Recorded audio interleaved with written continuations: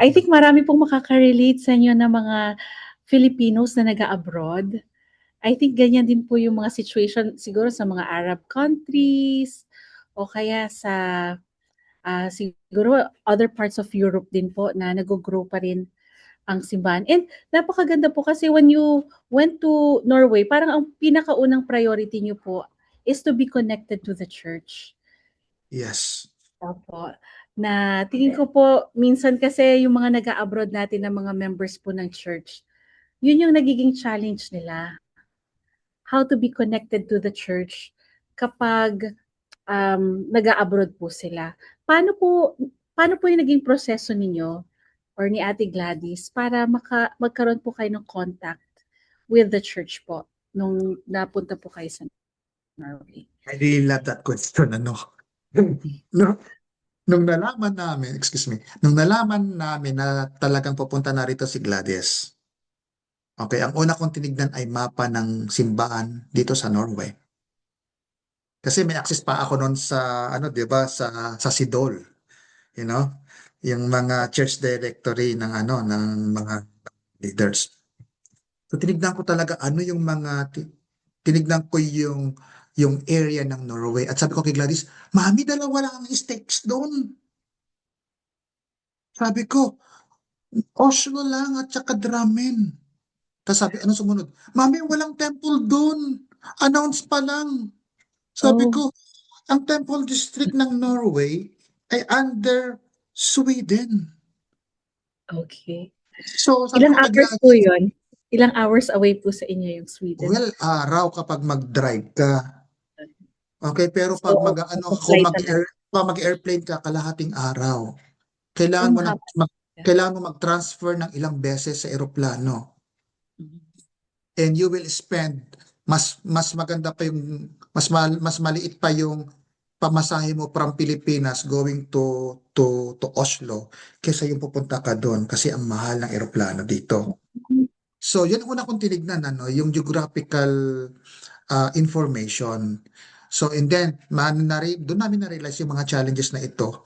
We cannot go like katulad sa Pilipinas, diyan sa ano, no, nung nandyan kami, nagjo-duty ako ng twice a week sa Twice a week. temple. Tapos kung gusto mo mag-drive ka lang, ganun ka convenient dito.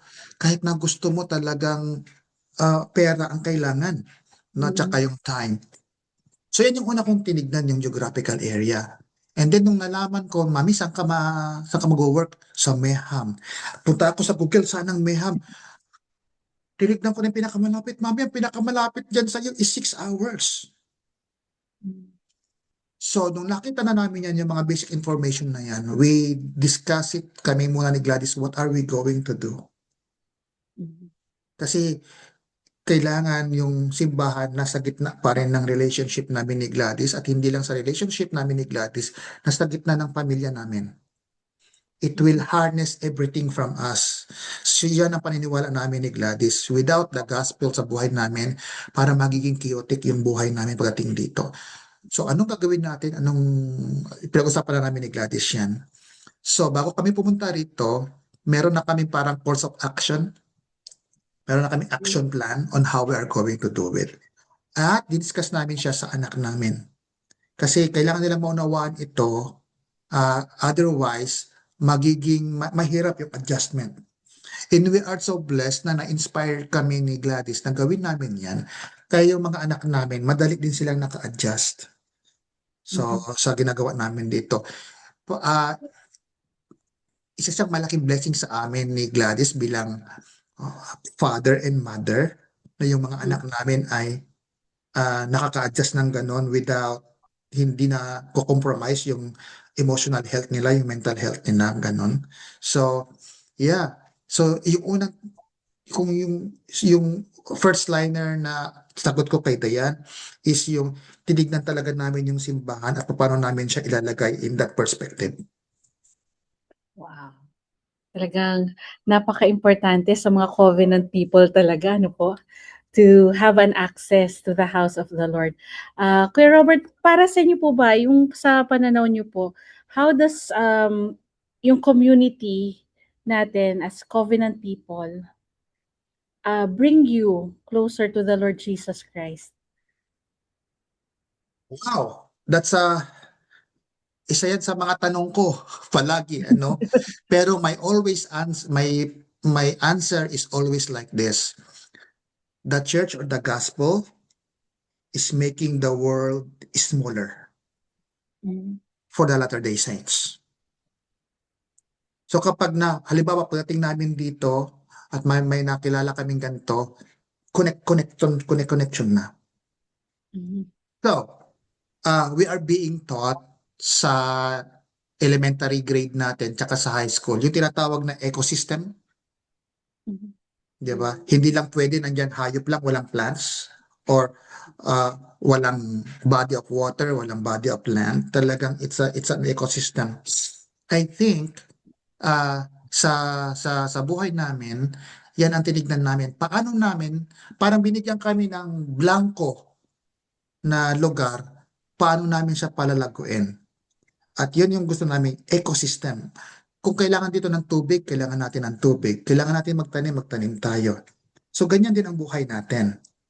Okay? Tignan mo yung ecosystem ng buhay natin. Okay? Papaano yung interaction ng gospel sa buhay natin. Okay? Kung minsan kasi iisipin mo dito ko ilalagay yung patubig, pero too late to realize na yung mga hindi ka pwedeng magtanim dito sa side na ito dahil walang water. So titignan mo Mhm. talaga in a holistic perspective yung ecosystem ng buhay mo.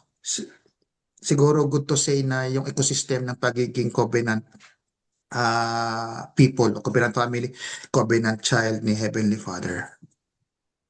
You need to sustain it talaga. Mm. Opo, talagang we need action talaga sa mga bagay na ito, no? And ang naalala ko po sa bawat situation natin, ano po, kami dito sa Pinas, tsaka kayo po dyan sa Norway, yung message po ni President Nelson. Sabi nga niya, it's not the circumstances of our lives that would determine our happiness. Pero yung magde-determine daw ng happiness natin is how we, ayun nga po, make and keep covenants with our Savior, Jesus Christ. So, yun po talaga yung pinaka-importante because wherever we are, yun nga po, meron tayong kanya-kanyang mga challenges na kinakaharap. So, um, napaka-unique ng mga challenges ng family ni Kuya Robert ngayon, ano. And alam niyo po, Kuya Robert, nung paalis na kayo, nakukuwento rin naman ng mga anak niyo sa akin, yung pupuntahan niyo. Sabi ko sa kanila, "Oh, grabe, para pala kayong magpa-pioneer diyan, ano." So, baka kayo dun sa lugar niyo kayo mag-start ng branch or ng unit, and then time will come.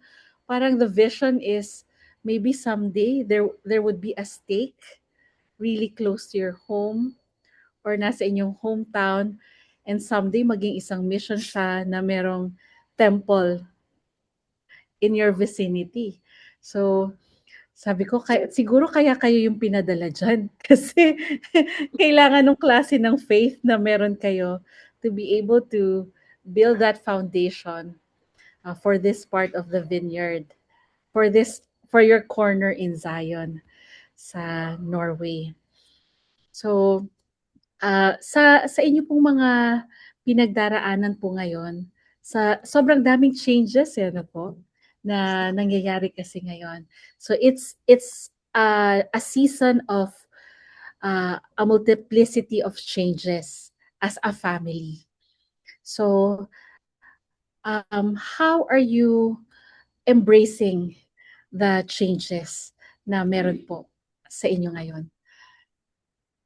It's, you know, kahit na meron kang mga plano in place Mhm. and you know in your heart that the church is true and there is a heavenly father, loving heavenly father that always, listens sa prayers natin and willing to bless us. Pero one reality is this, sa gitna ng mga bagay na yan, the church is not offering any protection Mhm. sa atin against challenges Mm. as well as temptation. So hindi niya sasabihin na, oh, naging member ka, oh, Robert Oximas, kasi ganito ka, naging bishop ka, naging stake president ka, magiging lighter. Walang ganun eh. Okay? So, we understand it, yung mechanics na yan, yung bagay na yan. Pero the way I see it, kami ni Gladys, ang kahit saan kami pumunta, isa sa mga principle na inobserve namin ni Gladys ay ito: wherever we go, okay, we will plant wherever we are standing, and we will reap as well wherever we are standing.